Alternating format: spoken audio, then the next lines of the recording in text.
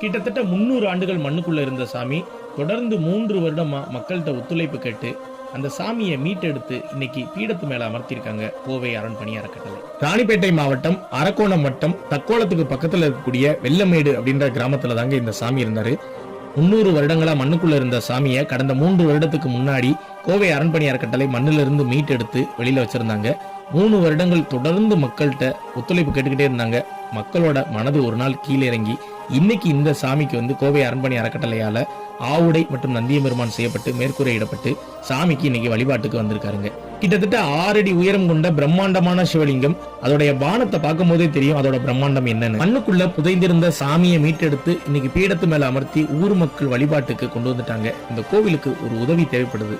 அது என்ன அப்படின்னு நம்ம பார்க்கும்போது இந்த சாமிக்கு கீழே தளம் அமைக்கக்கூடிய பணி இருக்குதுங்க. அந்த பணியை யாராவது ஒரு டோனர் ஏத்துக்கிட்டீங்க அப்படின்னா ரொம்ப சந்தோஷமா இருக்குங்க. ஏன்னா கிட்டத்தட்ட ஒரு 300